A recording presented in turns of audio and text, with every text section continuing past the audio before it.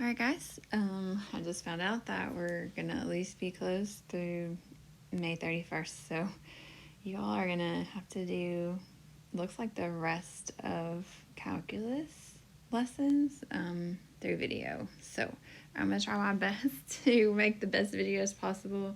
Again, feel free to email me and I will, or comment, and I'll try my best to get everything straightened out.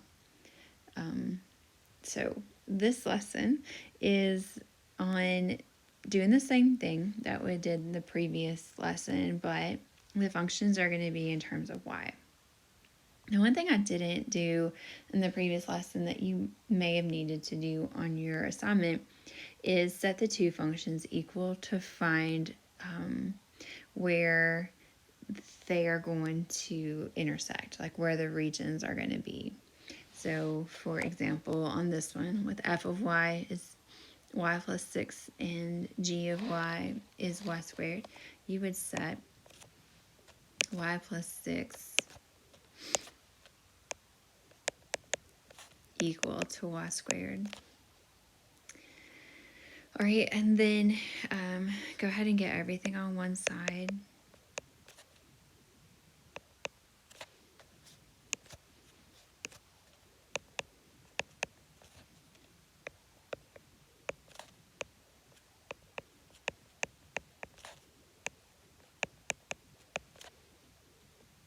All right, and then we're going to get two values of y where these functions are going to intersect. So these are important points. They're going to intersect when y is 3 and when y is negative 2. All right, so let's go ahead and get the graphs. And I know this is kind of weird for your brain, but f of y here technically means x. All right, and so this one, if we wanted to write it in terms of y, it wouldn't be difficult. We would just go ahead and move that 6 over. And so we're going to have a y-intercept of 6 and a slope of negative 6, and a slope of 1. So I could draw that line like that. All right, I know that a big important point occurs when y is 3. So y is 3 right here. So this is an important point for our function. And also an important point occurs when y is negative 2, which is this one right here. All right, and then g of y equals y squared is a parabola, but because the y is what is being squared, it is a sideways opening parabola. So we could get some more points if you guys wanted to. We have the two important points already darkened, so we technically don't have to do these next steps, but I want you to kind of see what this looks like. So I can plug in 0 for y. Square it, I'm going to get 0 for x, so that's a point on my graph. Okay, I could do the same thing with 1. I could plug 1 in for y, square it, and get 1. So that's a point on my graph. All right, I could plug 2 in for y, square it, I'm going to get 4. So that's a point 4, 2. All right, and then you guys all know parabolas are symmetric, so I would have a point here also. I technically would have a point here, so I could get a good graph of my parabola. However, the most important points, oops, I missed one, that's okay. The most important points are these two super dark ones. Now, if I wanted to, I could try to do this like yesterday, but I don't want to. Let me show you something real quick. You do not have to write this down, but if I wanted to fill in these rectangles, fill in this area with vertical rectangles, it would be really challenging because this one, we would have to, the top part would be the positive square root of x, and the bottom part would be the negative square root of x. And then here it switches over, where the top is the positive square root of x and the bottom is the line. And that is an extremely difficult way to do this problem, to find the area.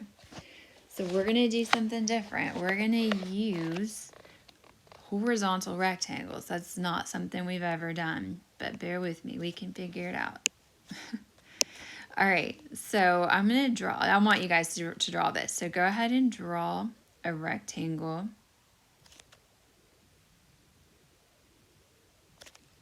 Kind of on the line where y is equal to 1.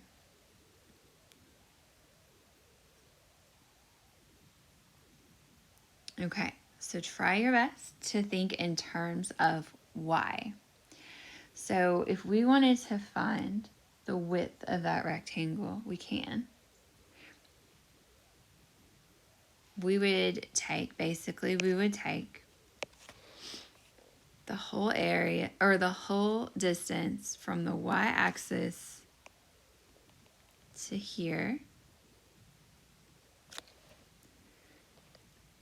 All right, and that's going to be plugging in 1 into the linear one for y. So we don't really need this one. I just used it to get the graph.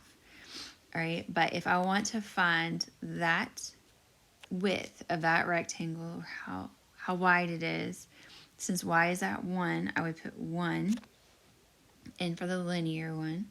And then what would I need to subtract away?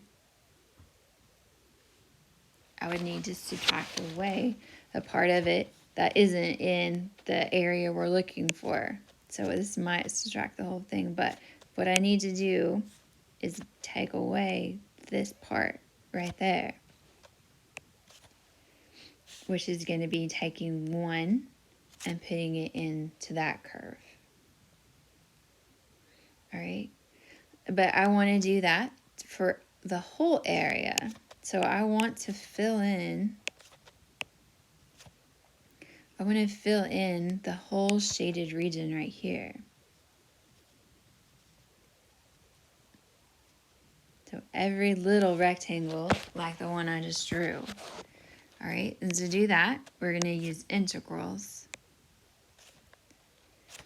All right, now this is weird because we're filling, the ones we did yesterday, we were filling the area from left to right. Today, we're filling the area from bottom to top. So all of those little horizontal rectangles from bottom to top is what we're going to fill in. All right, so our bottom y value, the very lowest point on our region, is when y is -2. And then our top y value is going to be when y is 3.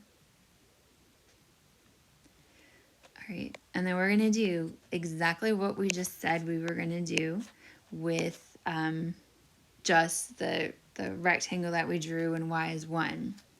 So we said we would take that 1 and we would plug it in to the linear, which was y plus 6. And then we need to subtract away that 1. We plug it in to the parabola, and then dy. dy this time is going to represent the height. So this represents the width of the rectangle we drew. This represents the height. So we have a whole new formula now. Let's go ahead and fill that in. Don't worry about that bottom graph. I changed my mind about what I was going to do. All right, so this is yesterday's formula. So if we wanted to find the area between two curves, f of x to g of x are continuous on a to b, and in this case, it's written differently. Say g is less than f, but yesterday we had f is greater than g.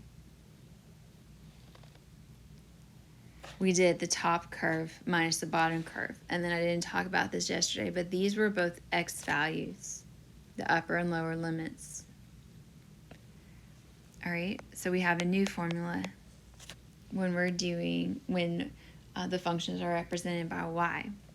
So this is going to be y sub 1 to y sub 2 All right, and so what we just did was the right curve minus the left curve.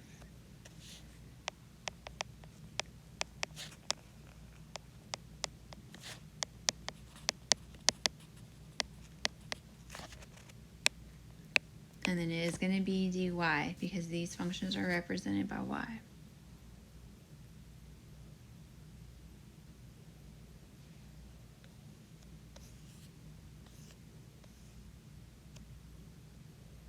Okay, so let's go back up and finish this problem.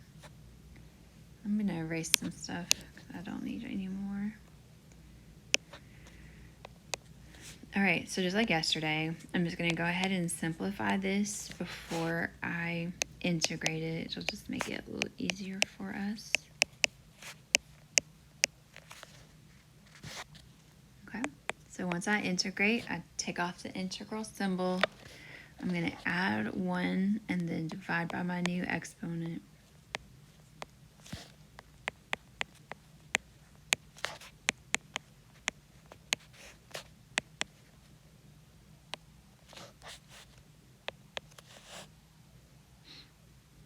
Okay. So then I'm going to go ahead and I'm going to plug in 3. So I'm plugging in 3 for y. And just don't forget, these are both y's from our graph. So we're going to plug in 3.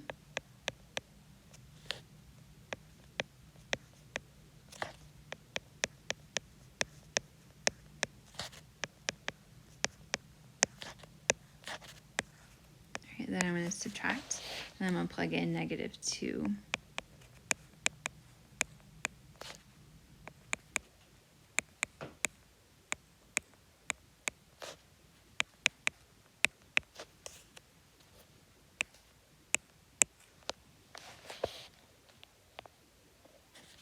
All right, so when I did this earlier, I got -9 plus 9/2 plus 18 minus 8/3 minus 2 plus 12. So I distributed the negative. All right, so in the end, it looks like we're going to get 20.833 is that area. Okay, so just to recap, it's the same as yesterday, except where we are doing right curve minus left curve. Our upper and lower limits have to be y's, and we're filling in the areas from the bottom to the top. So that's why the bottom corner, the y value, is the lower limit. And then the y value at the top is the upper limit. All right, so I'm only adding 2 problems to your assignment from yesterday.